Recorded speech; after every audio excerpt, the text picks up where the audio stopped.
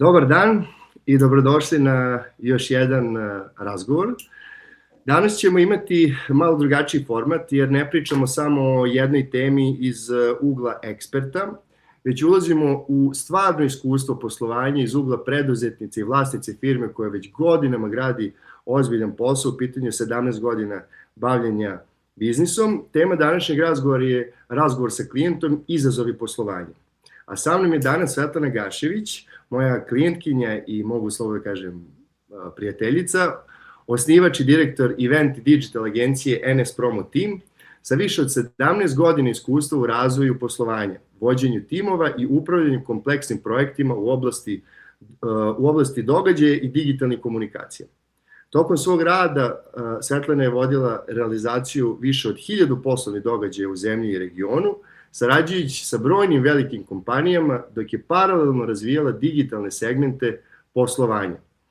Za početak, Svetlana, puno ti hvala što si tu i što si izdvojila svoje vreme da budeš moj gost. Hvala, Zlatane, na pozivu. Dobar dan svima i meni je drago što sam ovde.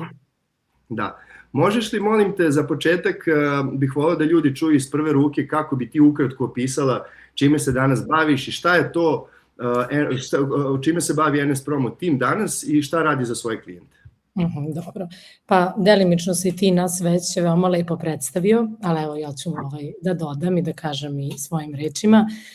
Pa NS Promo Team je pre svega kreativna event i digital agencija koja nudi usluge, ali samim tim i rešava probleme u vezi s organizacijom složenih i zahtevnih poslovnih događaja. Takođe se bavi razvojem i upravljanjem društvenih mreža. Sada, što se tiče tog event segmenta, tu radimo po principu ključ u ruke, nevezano od toga da li je od klijenta došao detaljan brief ili samo inicijalna ideja. Znači, mi radimo postavku cele organizacione strukture što se tiče event managementa, razrađujemo koncept, kreativu, produkciju, implementaciju, realizaciju i na kraju koordinaciju svih tih pojedinačnih stavki event segmenta u jedan, da kažem, sistem koji funkcioniše. Što se tiče ovog drugog segmenta poslovanja, a to je upravljanje i razvoj društvenim mrežama, tu smo fokusirani pretežno na Instagram i Facebook mreže, Meta i Google oglašavanje. Sjajno. Ja imam tu čast i privilegiju da sarađujem sa Svetlanom poslednjih godinu dana i veoma sam onako upoznat sa celokupnim poslovanjem NS Promo Teama, poznajem i ceo tim, tako da mogu slobodno da kažem da je izuzetno kreativan ceo tim, uključujući pre svega Svetlanu, i da to što rade stvarno onako veoma vredno što rade. Imao sam priliku da vidim i taj, da kažemo, koji su to bili klijenti u poslednje vreme i to je veoma respektabilan broj velikih firmi za koje sam siguran da za mnoge njih ste čuli, ali takođe ovaj deo oko digitala je posebno isto interesantan, o kojem ćemo pričati malo kasnije. Sada kada bi spomenuli nekom NS Promo Team, kako bi mu ti objasnila šta vi danas radite, koje probleme rešavate klijentima? Pa, ajde da kažem da mi imamo i različite niše u odnosu na te segmente kojim se bavimo.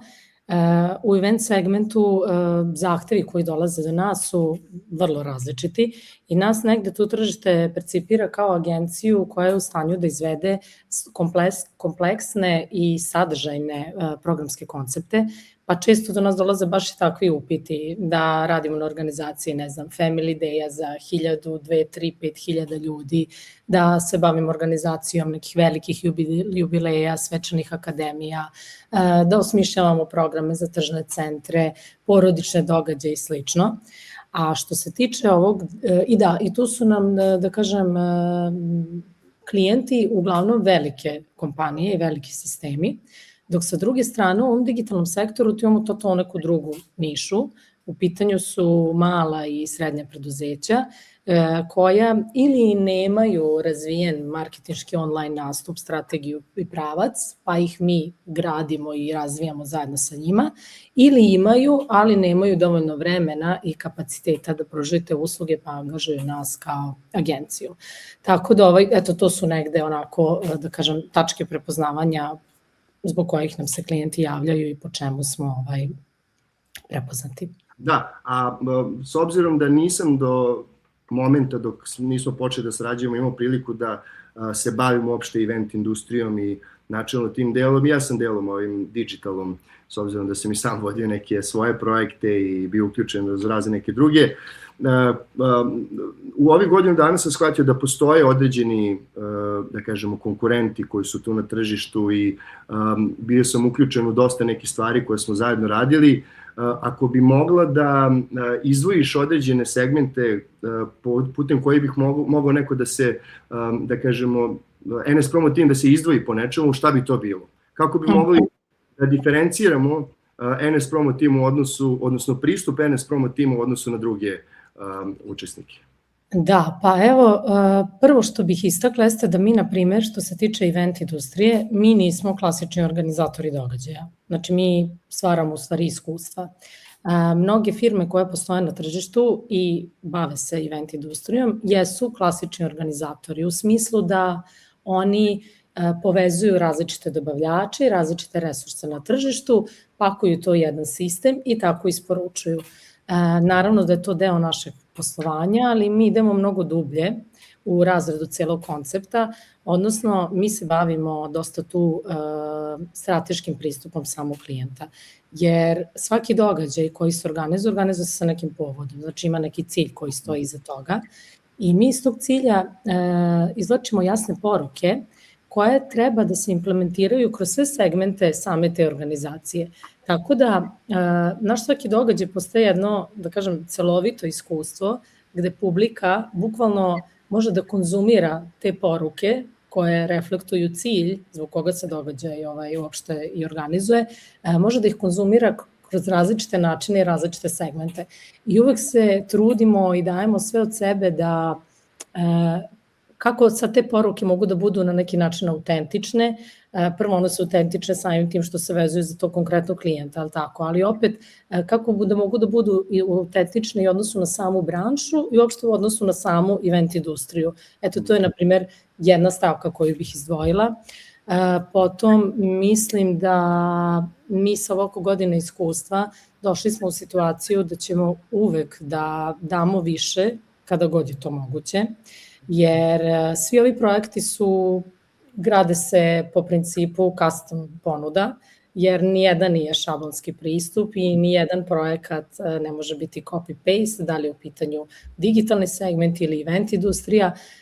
Jednostavno, kada se pripremaju se te neke ponude i dogovori, prosto je nemoguće ni da predvidimo baš sve faktore koji će uticati na krajnji rezultat, odnosno ključne naravno da predvidimo, ali svi neki dodaci koji se posle javljaju u razredi tog projekta i za koje ocenimo da u procesu, znači razreda tog istog projekta, ocenimo da bi ti dodaci dodatno oplemenili taj projekat, povećali iskustvo, pojačali rezultat.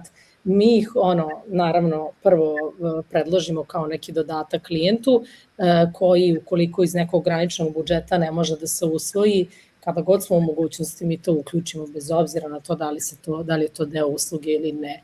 I to je onako stvar koju mogu da istaknem, jer mislim da mnogi to ne rade, ali mi sa oko godina iskustva, sa toliko nekog resursa koji imamo i što se tiče ljudi i što se tiče opreme, mislim da možemo da damo tu neku dodatnu vrednost koja nužno ne mora da se naplati i da bude definisana u tim nekim prvim okvirima i koracima. Da, super, ali sa jedne strane imao sam firme koje su imale veliki broj inženjera i ti si po struci inženjer, tako? Da. Možeš da nam objasniš otkud ti u ovako kreativnom nekom svetu, kako se to desilo?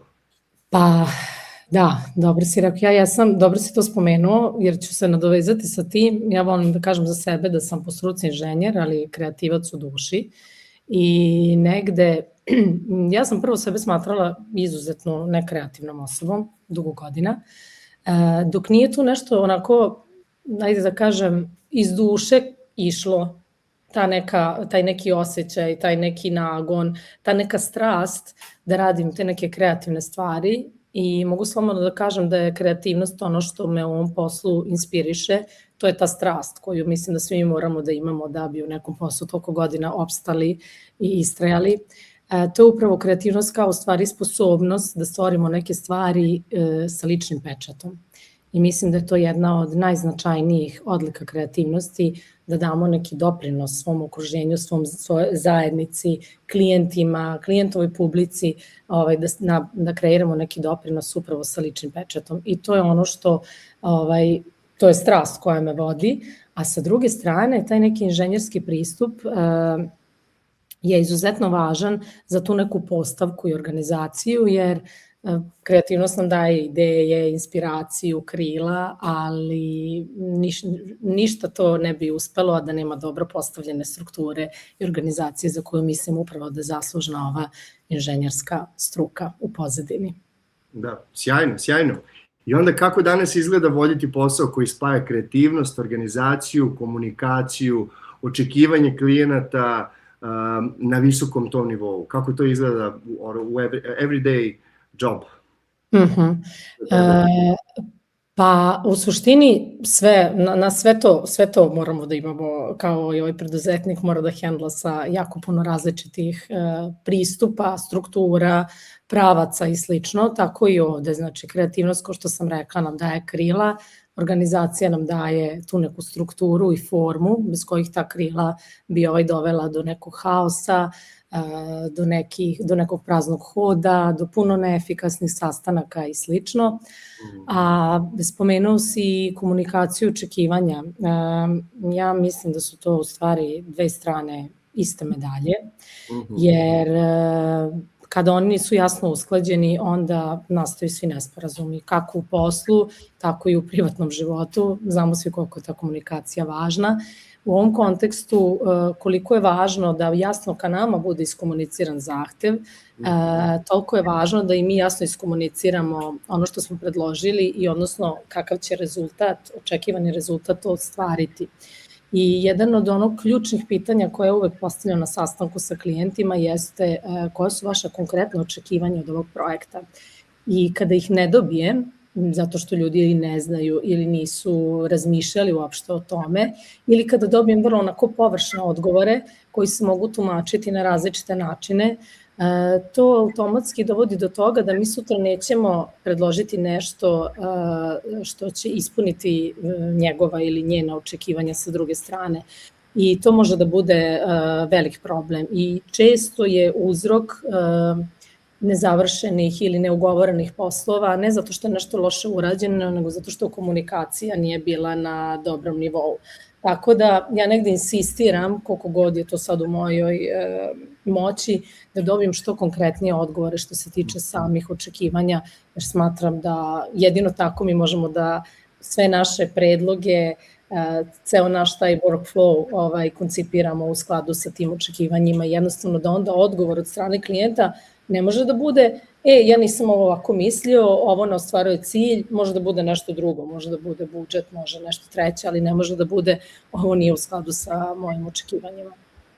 Apsolutno se slažem i sada bih otvorio jednu temu koja se tiče upravo preduzetništva i hendlanja svih tih stvari koje zapravo preduzetništvo nosi. Ja se sećam pre nekih 15 godina kada sam ušao u svet biznisa, ja sam to zamišljao potpuno nekako drugačije i nisam uopšte imao tu svest o tome šta sve treba da se savlada, koji se sve skillovi moraju imati, a na kraju i kao neka najbitnija stavka ko ja moram da postanem na tom putu da bi ispunio, da kažem, očekivanje i zaposlenih, da bi vodio neke uspešne ljude i da bi vodio neki uspešan biznis. Sada ako se vratimo u zadnjih recimo 15-17 godina pre početka tvog preduzetničkog puta, koliko se razlikuje to viđenje načina poslovanja u odnosu na danas? Mnogo se razlikuje. Voljela bih da sam neke stvari ranije znala, ali okej, neko nauči na lakši ili na teži način. Jednostavno, postoji put kroz koji moramo da prođemo da bi došli do nekih uvida i zaključaka. U suštini, da, izazov jeste velik, zato što, na primjer, meni najveći izazov nije čak ni sam posao. Ja radim ono što volim i to je ono što mene održava sve ove godine u životu. Ali sve ono što samo to preduzetništvo nosi sa sobom je onako izuzetno iscrpljujuće i evo istaći ću činjenicu da ja, iako da par puta godišnje odem na neke odmore, neka putovanja i tako dalje, ja mislim da 17 godina nisam otišla na pravi odmor nikada. Zato što je meni mnogo lakše, to sam tako i prihvatila, doduše s godinama je to sve, da kažem, se normalizovalo, ali mi negde mnogo lakše i kad odem negde da se 2 puta nedeljno čujem sa timom i da čekiramo statuse, vidimo dokle smo stigli, nego da se sad zatvorim i negde da me ne zanima i ja sam vrlo svesno odlučila da ja na taj način mi je mnogo lakše da funkcionišem. Međutim, da, onda s druge strane dolazimo do toga da taj neki pravi odmor koji nam je potreban je vrlo teško sebi priuštiti u takvim uslovima. Tako da prije to je jedan samo od izazova. A druga stvar koja meni pravi veliki pritisak jeste ta opterećenost propisima, birokratijom. Evo, istaći ću činjenicu da mi kao agencija plaćamo i naravno i knjigovodstvenu agenciju i advokatsku kancelariju i agenciju za bezbednost zdravlja na radu, da ne pričamo o privatnim zdravstvenim osiguranjima i svim ostalim, sve ostale poreske tretmane koje treba da plaćamo. I pored toga, jedna koleginica dobar deo posla izdvaja na administraciju, ja dobar deo mog vremena izdvajam na administraciju, na propise i bukvalno to me jako frustrira. Jako. I kad vidim neki mail, izašao novi zakon, ne znam čemu, meni nije dobro, iako znam da će to doći od strane pravnika ili knjigovodstvene agencije, ali mnogo je nekako sistem u našoj državi postavljen da te opterećuje, a jako malo toga iskreno ti daje kao neki vetar u leđa i to onako prilično zna da bude frustrirajuće. Meni je to onako prilično velik teret. Šta je tu još? Ali u principu ovde, ako smijem da se nadovežem, samo da te apsolutno razumem, jer sam trenutno nemam zaposlene u svojoj firmi, mnogo sam rasterećeniji sa te strane, imam puno saradnika koji imaju svoje firme, mi smo sa te strane uvezani, ali prvi deo moje preduzetničke karijere je upravo bio vrlo sličan gde si ti sada, i sa te strane sećam se, to su nenormalni nameti, obaveze i slično, što je mene u početku dosta onako frustriralo. Ja sam voleo da i želeo i zapravo radio sve što se kaže po PS-u, po zakonu i slično. Sada kad vodimo to sve na taj način, nama se smanjuje taj prostor gde mi možemo svoju kreativnost, svoju strategiju, svoje neke ambicije da sprovodimo u pravcu građenja i bildovanja firme, a sa druge strane mi moramo da kažemo, ispoštujemo određene zakonske stvari. Sada kako uporedimo te stvari, dakle te obaveze u kontekstu vođenja firme, interno projekata ka klijentima i slično, u kombinaciji sa svim ovim nametima, propisima, obavezama i slično, koje bi identifikovala najveće izazove vođenja biznisa danas? Posebno kada vodiš firmu koja ima mnogo tih pokretnih delova, veliku odgovornost prema klijentima i slično. Pa u suštini obezbediti stabilan cash flow. Bravo. Jedan od najvećih izazova.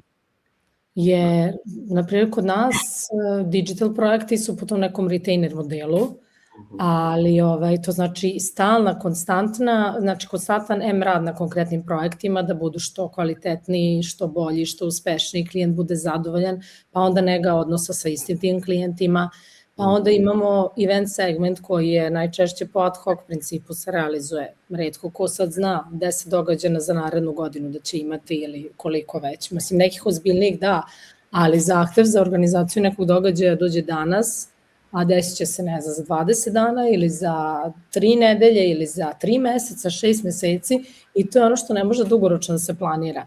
I to je isto još jedan pritisak koji je onako izuzetno tu je, stalan je, ne odlazi, ali mislim, mi smo izabrali da se bavimo takvim delom posla i negde sam ja prihvatila da je to i onda konstantno moramo da radimo i na prodaji i na marketingu da bismo konstantno imali, i nove klijente i saradnike, jer event industrija nije nešto što je ljudima obavezno, nije nešto što je, da kažem, u iole manjim krizama, to je prvo što se seče, tako da ne možemo nikada da se oslanjamo samo na stare klijente, nego moramo i konstantno raditi i na potrazi za novim klijentima. Naprijed, to je isto još jedna stvar koju preduzetnik mora da hendla.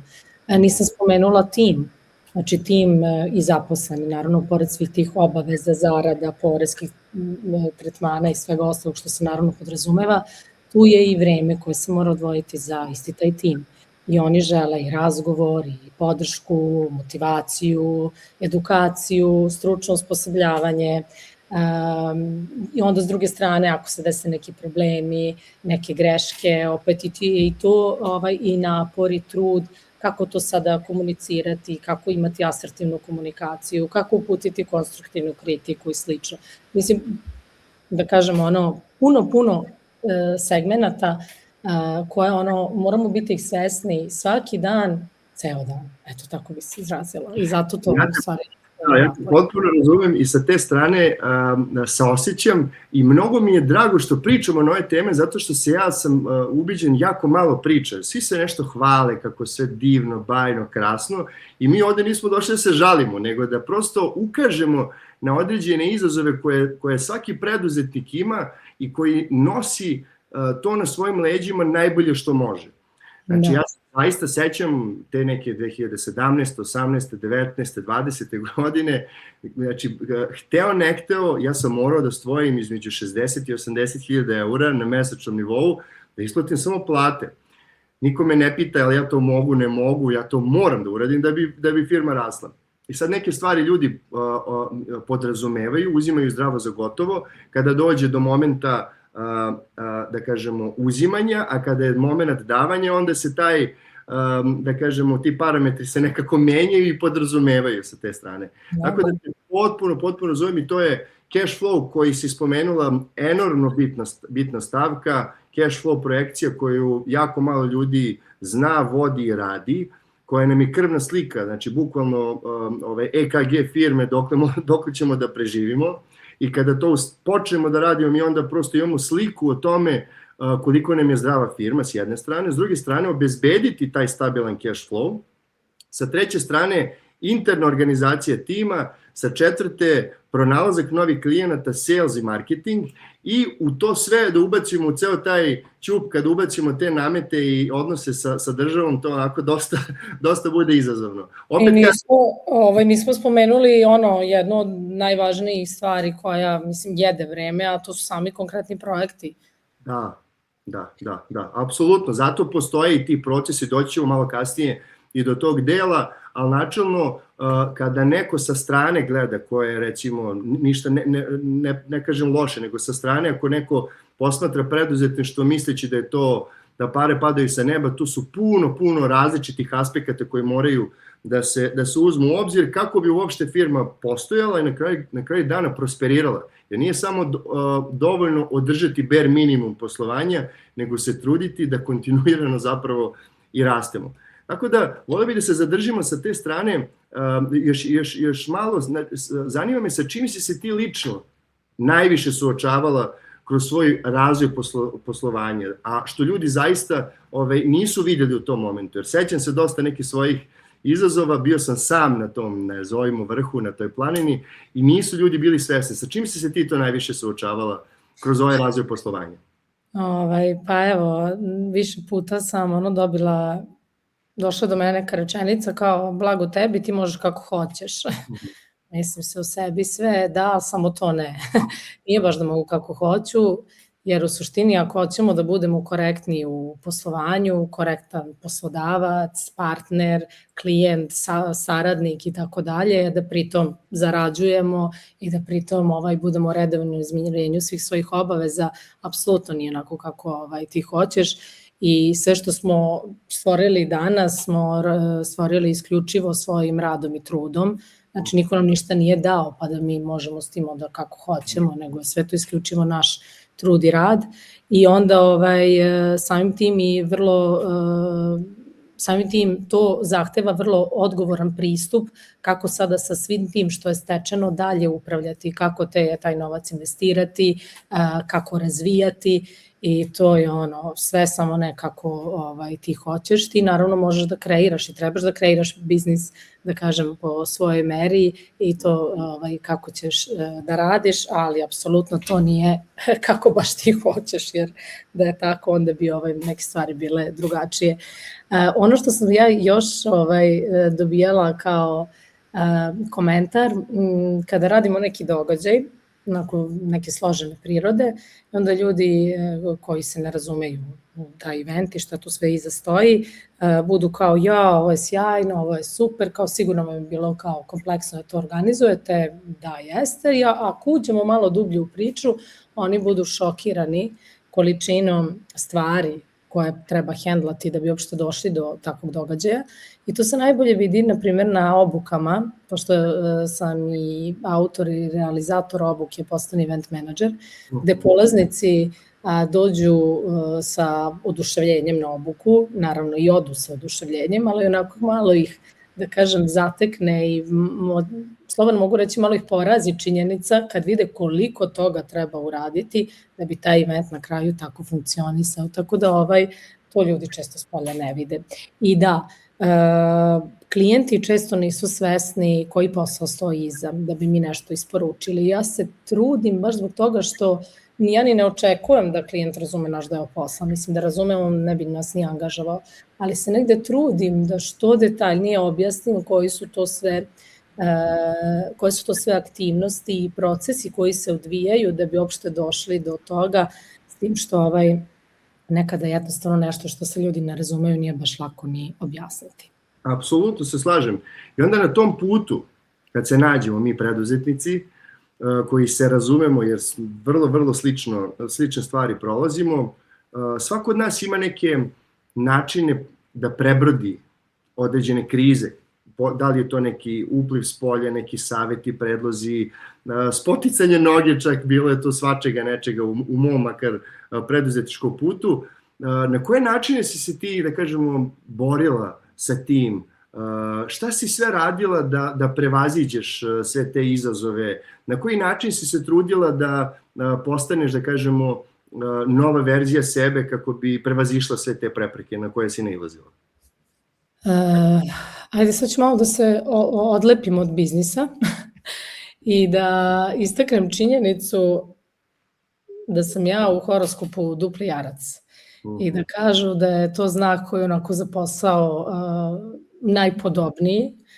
Sad malo šalim se malo, ali imaju te neke karakteristike tog znaka vrlo značajne za posao.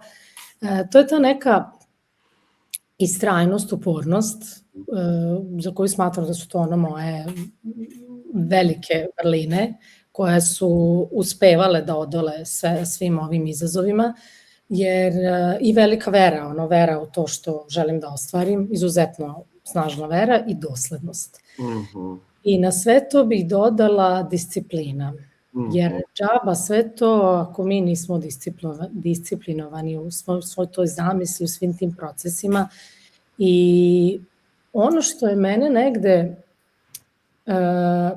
šta sam ja kod sebe tokom godina promenila, ja sam znala da treba ove karakteristike i ove vrline negovati, razvijati i slično, kao imam ih, ali sam nekad padala, naravno, mislim, dođu periodi, zasjetiš se, umoriš se i tako dalje. Međutim, ali pogotovo to sam osvestila u poslednjih godinu dana, Zlatan, od kad ti i ja sarađujemo, ne treba da nam taj pristup bude neki napor, nego treba da nam bude način razmišljanja, način poslovanja, način vođenja biznisa. Jer kada tako postavimo stvari, da po tim principima funkcionišemo, principima doslednosti, disciplinovanog pristupa, istrajnosti, upornosti, vere, jednostavno ne može da ne ide. I negde na tom putu ne smemo da budemo rigidni i ne smemo da budemo onako, da kažem, kruti, i tu moramo da budemo fleksibilni. Evo, to je još jedna stvar koju sam isto kod sebe promenila. Smatram da sam negde do polovine svoje karijere bila dosta nefleksibilna, u smislu kad sam ja znala da to tako treba, jako teško neko mogu da me pomeri sa pravca. Znači, bila je to, da kažem, neka osobina koja se onako kosila sa možda tvrdoglavošću.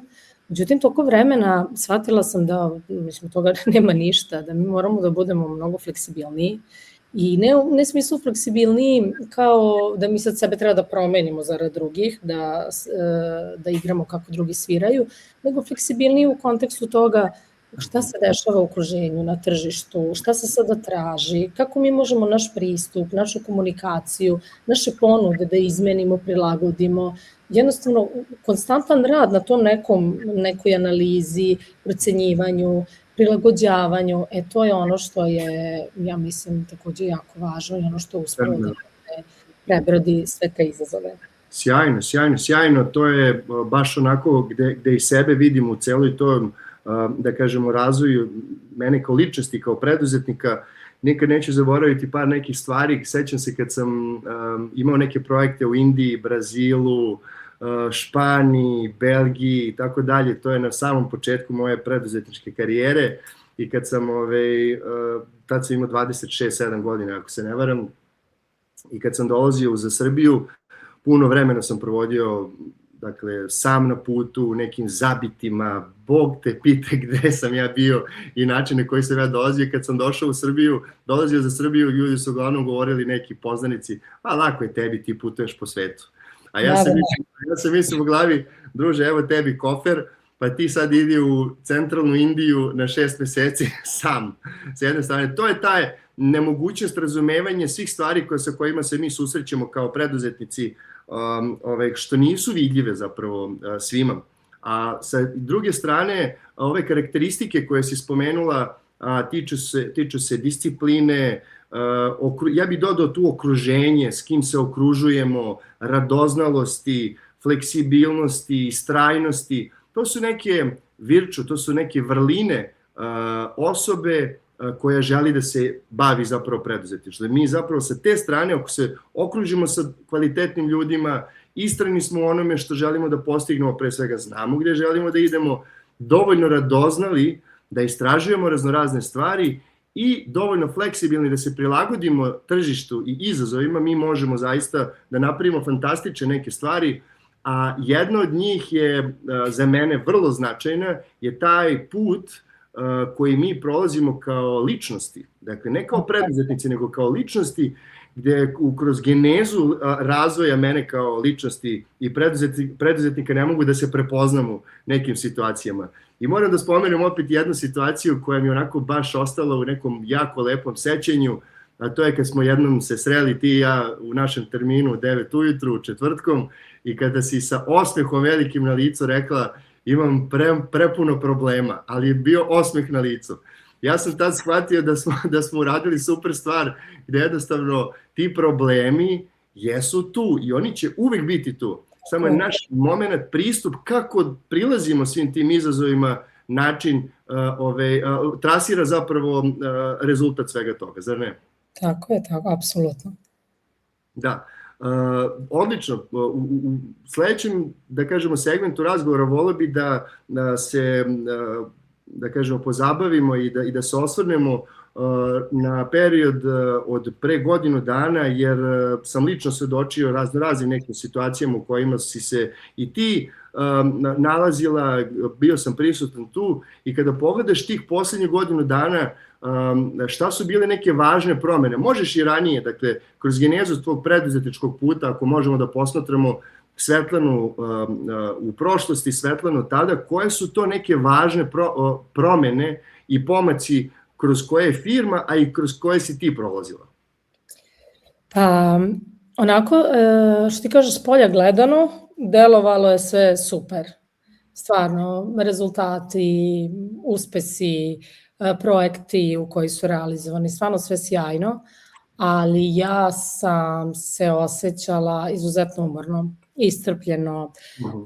Znači, firma je radila, funkcionisala, ali ja nekako, baš mi je ona baterija bila pri izmaku i ja sam se javila tada tebi sa potrebom da nešto promenim. Uopšte nisam znala šta u tom momentu, samo mi je trebala neka promena, trebalo mi je neko usmerenje, da vidim zašto se osjećam baš toliko umorno.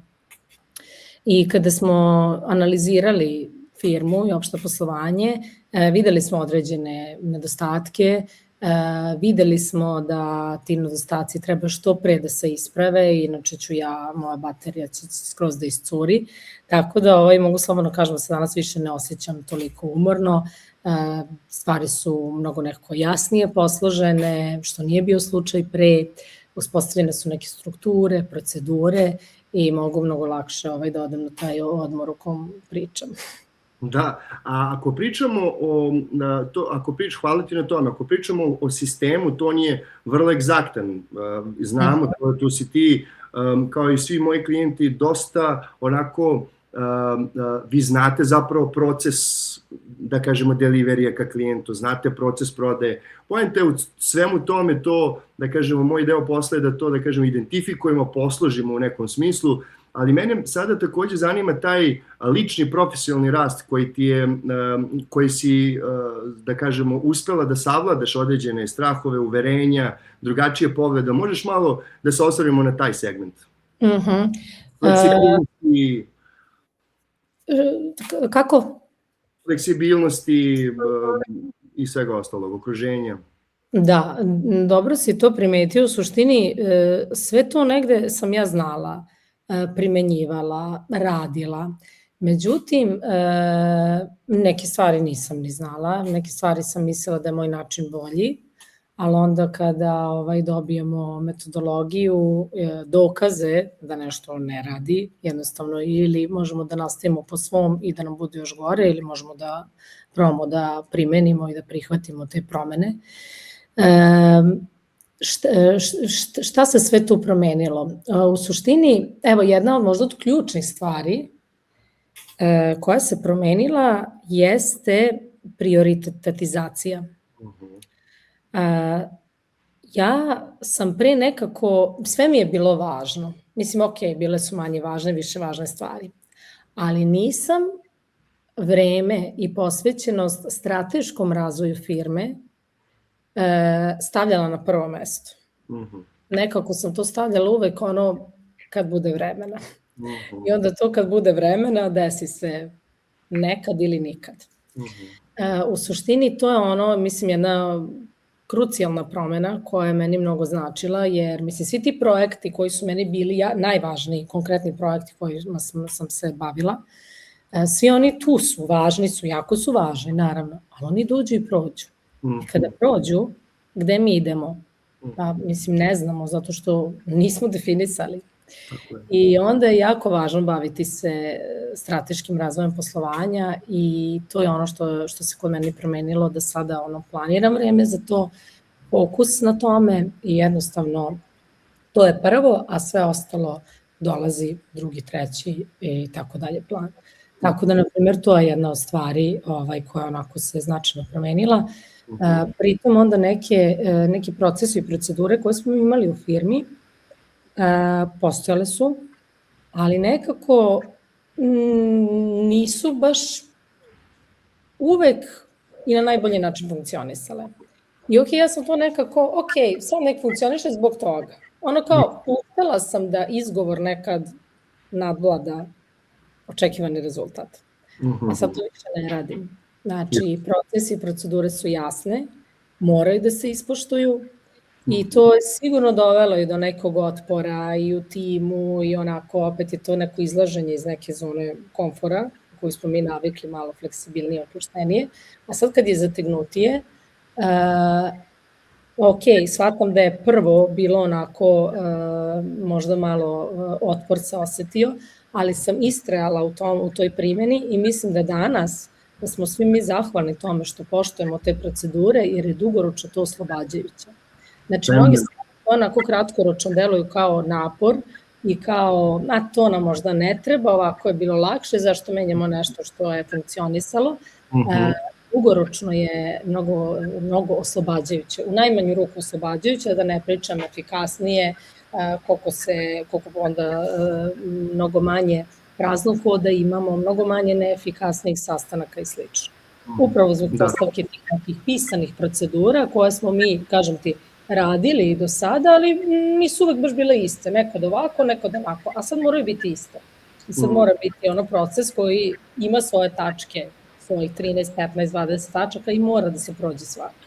Da, sjajno si to spomenula, uglavnom je to tako, u velikoj većini slučajeva u radu sa klijentima vidim taj neki početni otpor i nikad neću zaboraviti jedan od mojih prvih, da kažemo, firmi u kojima sam radio kao direktor operacija globalno u 4 države, 150 zaposlenih, ovako baš vruć krompir sam dobio na samom početku moje karijere sa te strane, promena implementacije određenih, da kažemo, task management sistema i moram tebe da pohvalim da ste vi kao firma već imali neki task management, ne neki, nego task management sistem. Ovde čak nije to ni postojalo. Implementacija svega toga i implementacija poslovnih procesa su trajali, ako mi veriš, 3 godine. 3 godine sam se ja borio sa tim, ali uvek dođemo na ono isto, a to si takođe spomenula, to je da nakon implementacije i kada uvidimo koliko to mi zapravo dobijamo samom primjenom svega toga, to postane u tom momentu oslobađajuće i postane nešto bez čega ne možemo da zamislimo naredni dan našeg poslovanja.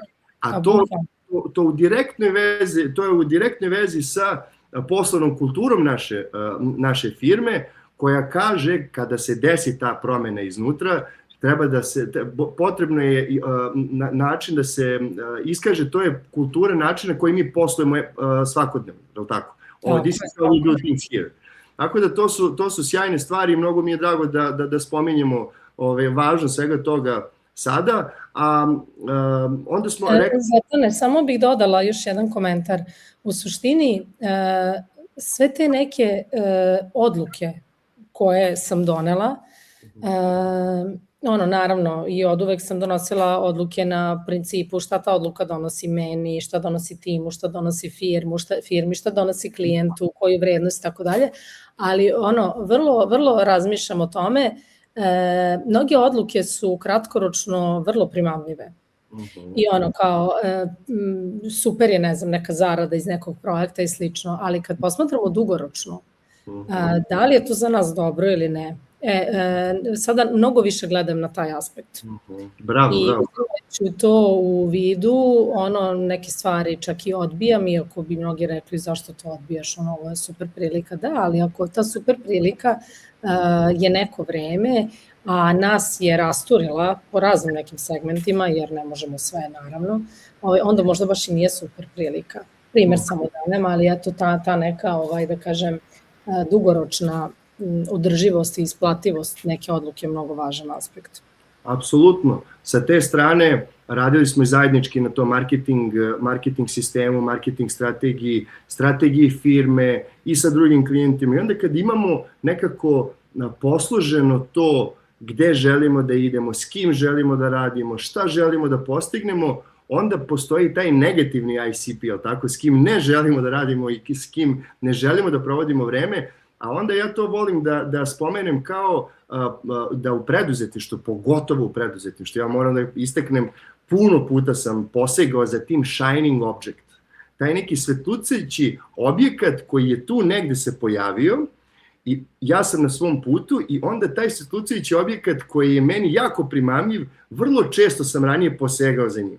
I on me totalno odvede, sigurno znaš o čemu pričam, puno ih je bilo i sa tvoje strane, on nas odvede, pa makar nek to bude 20% našeg vremena, ali on sklonio 20% naše pažnje ka tome, dali smo pažnju tamo, usmerenje i vreme i mi se u tom momentu odvajamo od našeg strateškog puta. Zato je jedan dobar deo mog posla sa mojim klijentima upravo taj empowering moment, osnaživanje i usmeravanje ka onome što je zaista važno za nas. Prvo identifikacija, pa onda usmeravanje.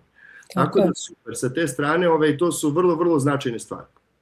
Sada bih voleo da te pitam, pošto volim često da kažem da su moji idealni klijenti visoko svesni, visoko edukovani klijenti i kada se desi ta svesnost da imamo problem, da imamo zapravo izazov u poslovanju, taj moment poseganja za pomoći, ajde tako da kažemo, je neka akcija koja treba da dovede do nekih rezultata.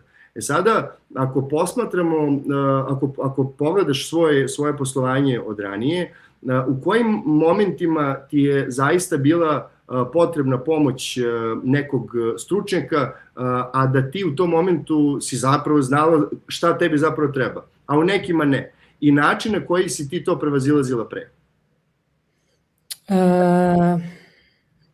U suštini, ajde, napravit ću jedan mali uvod pa ću doći do toga. Mislim da je mnogo važno da kada osetimo da nam to u našem preduzetničkom putu nas nešto guši, jer mislim da to onako najčešći osjećaj koji možemo da opišemo, da se nešto guši, da pokušamo da osvestimo šta je to tačno. Znači, koji je to okidač, šta se to desi, pa da mi počnemo da se gušimo, da nam to stvara pritisak. I u tim momentima mnogo je važno da na tome radimo. Znači, ili da probamo da eliminišemo, ili da konstantno radimo dok ne sredimo, jer ako ne sredimo to, stalno ćemo se poticati. Znači, to nema šanse, to će stalno se dešavati, nekad manje, nekad više, nekad ćemo zaboraviti, ali bit će to dugoročno, to nije održivo. I znači, u pojentu stvari da mi negde definišemo sve te neke nekorisne obrazce koji nam se ponavljaju i da ih, ako možemo, eliminišemo, a ako ne možemo, rešimo ili zamenimo sa nekim korisnim. Na tom putu, ako možemo te neke stvari da rešimo sami, rešavamo. Ako ne možemo, naravno da treba da potražimo stručnu pomoć, neko ko to zna bolje nego mi, jer šta ćemo dobiti ako ne rešavamo? Ko što sam rekla, stalno će se vraćati kao bumerang i jednostavno nećemo moći da uživamo u tom nekom procesu. A da će se problemi javljati će se non stop. To je neminovno. I mislim samo da upadamo često u tu neku zamku overthinkinga oko nekog problema, zašto meni, što baš meni, da sam ovako, trebalo bi onako, to je trošenje vremena. Znači svaki problem koji se javi, naravno da treba da ga analiziramo, ali negde da iz sveg tog problema probamo da definišemo zašto se desio i da sa tim nekim saznanjem samo sledeći put budemo pametniji. Znači da izvučemo tu neku pouku i budemo pametniji. Sada ono što bi isto istakla jeste možda i te neke lične karakteristike samog preduzetnika koje nisu vrline, nego su mane. Jer svi mi imamo neke stvari koje idu iz naše ličnosti, koje u poslu nam baš ne idu najbolje pod ruku, da li to, ne znam, tvrdoglavost, egoistički neki pogled na svet i tako dalje, krutost koju sam već navela i samo neko osvešćivanje tih nekih ličnih karakteristika koje su naši ometači može mnogo da nam pomogne u procesu donošenja odluka. Iako mi možda suštinski ne možemo promeniti ili ne možemo da puno uradimo na tome, ali ako smo svesni da su neke naše mane, naši ometači, mi ćemo mnogo efikasnije ići kroz poslovanje i kroz biznis s tom svešću da reagujemo zbog naše neke lične karakteristike na određene stvari tako i tako i onda ćemo sigurno bar malo promeniti pristup koji će dovesti do nekog rezultata. Mislim da je tu važno samo ne kriviti, ne kritikovati sebe. Mislim, od toga nemamo ništa. U suštini samo da izvlačimo non stop pouke i s tim poukama idemo dalje i to je to. Sjajno, fenomenalno, baš ti hvala na ovom deljenju. Šta bi volela da si ranije znala o vođenju biznisa, što danas vidiš mnogo jasnije ili drugačije? Pa da, volela bih da sam znala da treba, izrazit ću se drugačije. Na početku sam mislila kako ja treba da znam više od svojih zaposlenih. Sad to više uopšte ne mislim. Sad mi je sjajno da zaposlim ljude koji znaju mnogo više od mene. Jer u stvari ja trebam da se razvijam u kontekstu vođenja firme, vođenja tima, obezbeđivanja cash flowa, stabilnosti, razvoja i tako dalje, a oni trebaju da u svom poslu budu mnogo bolji od mene. To je nešto što bi voljela da sam znala mnogo ranije. Sjajno, to je super stvar. Uvek sam se vodio time da zapošljavam ljude koji su pametniji od mene, da meni kažu kako treba da se rade neke stvari a ne da ja budem, da kažemo, najpametniji u sobi, jer smo onda u pogrešnoj sobi, tako da super. A reci mi, koja je jedna stvar koju bi preporučila, s obzirom da imaš stvarno veliko iskustvo u preduzetništvu, koja je jedna stvar koju bi preporučila vlasnicima firmi koje žele da rastu, ali bez toga da se gore usput u tom rastu? Pa mislim da je, spomenula sam jako važnu stvar, prioritetizacija aktivnosti. Ja se tu vraćam na, sad ko zna, ko ne zna, nebitno, ali ima na internetu jako lepo objašnjenje i mnoge teorije oko onog kvadranta hitnosti i bitnosti. Eisenhower, da. Da.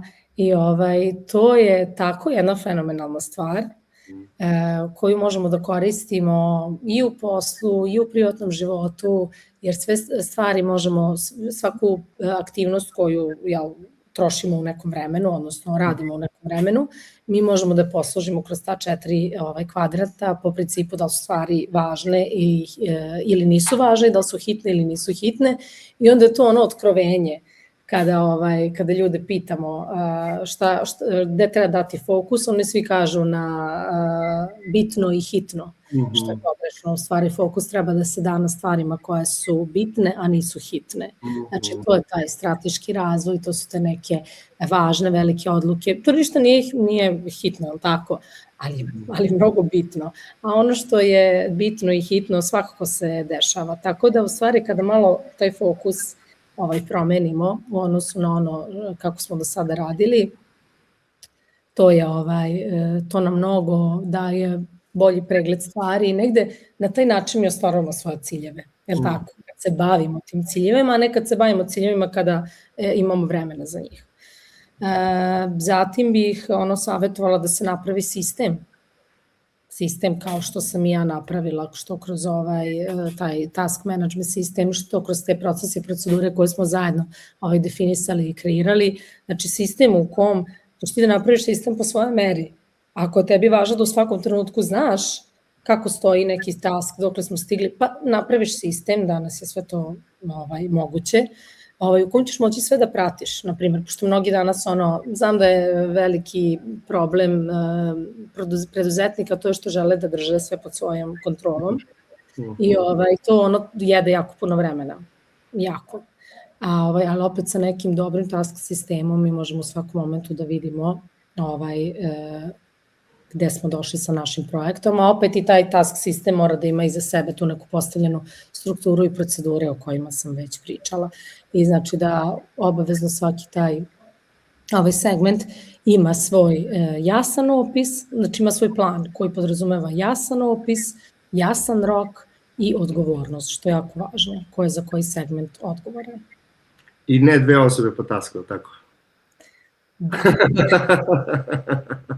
Šalim se ja malo, ali sjajno, super, hvala ti puno na ovim savjetima, to je bukvalno kao da sam ja rekao fantastične stvari. Sada bih volio za kraj, evo za svakog od mojih gosti imam za kraj neko pitanje, a to je kada bi trebalo da ostaviš jednu poruku ljudima koji danas vode svoj biznis i koji nas gledaju i pokušavaju da sve drže pod kontrolom, a spomenuli smo tu kontrolu, šta bi to bilo?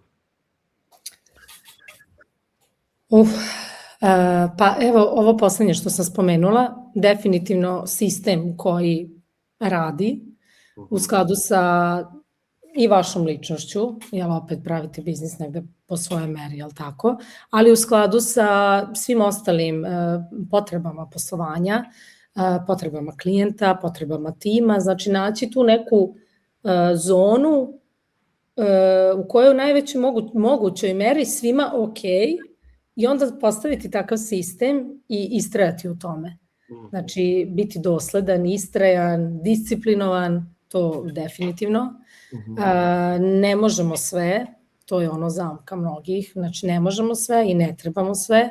I ja volim da kažem da zamislimo najgori scenariju koji može da se desi ako nešto pustimo.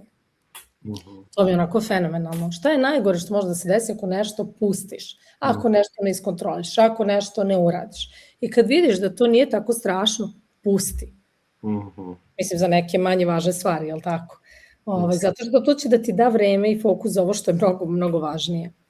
I evo možda još jedna stvar koja je meni mnogo značila, jeste da s vremena na vreme probamo nekako da izađemo iz sebe, da uđemo u neku ulogu posmatrača. Znači, ne ono kao, nego bukvalno da zamislimo mentalno sliku u kojoj smo mi izašli iz sebe i posmatramo sebe i sagledavamo ko smo, šta smo, da li smo možda previše anksiozni, da li smo jako umorni, da li nam nešto nedostaje, šta nas to guši, šta nas to pritiska. Jednostavno sagledamo sve te neke nekorisne obrasce i napravimo ono s vremena na vreme tu neku viziju. Kako ja želim da se osjećam za godinu, za 2, za 3 ili 5. To je nešto što sam davno naučila. Znači to planiranje i postavljanje ciljeva. I mislim da je to fenomenalna stvar. I ja imam, mislim mogu i da pokažem u novčaniku, imam papirić koji sam napisala pre 17 godina. Dan danas ga nosim u novčaniku u kom sam definisala neke stvari koje sad ne bih da spominjem, ali vezano za posao sam definisala za godinu dana, želim da imam jednog zaposlenog, toliko para na računu, toliko prometa i tako sam ja to popisala. Naravno, ja sam na taj papirić zaboravila, našla sam ga posle neke 2 godine i toliko sam se obradovala kad sam videla da sam sve to ostvarila i više od toga. Ja sam napravila drugi papirić sa novim nekim ciljevima, odnosno gde sam ja sebe videla za naredne 2 godine. Opet sam ga u premeštanju novčanika negde zaboravila. Posle nekog vremena sam ga pogledala i videla da sam i to ostvarila. I to je stvarno fenomenalna stvar i nekako imati tu neku viziju gde sebe zamišljamo, mislim da je to ključ, jer to onda posle oblikuje sve naše postupke. Bravo, sjajno. Vrlo, vrlo slične stvari smo radili kroz profesionalnu karijeru, tako da mi je mnogo drago i mnogo mi je drago, Svetlana, s obzirom da smo na kraju sada ovog live-a, mnogo mi je drago da si bila deo ove serijala LinkedIn Live i da smo napravili jedan novi vid, da kažemo, predstavljanja preduzetništva pre svega i skretanja pažnje na određene stvari kojima se, da kažemo, relativno malo priča. Nadam se da smo pomogli makar nekome da sagleda stvari malo drugačije, da ih ohrabrimo da rade stvari možda malo na drugačiji način ili na neki hrabriji način. Tako da hvala ti puno još jednom što si bila moj gost. Hvala tebi na pozivu. Veliki pozdrav za sve. Vidimo se sledećeg utorka sa novim gostom, a do tada vidimo se na LinkedInu. Ćao svima.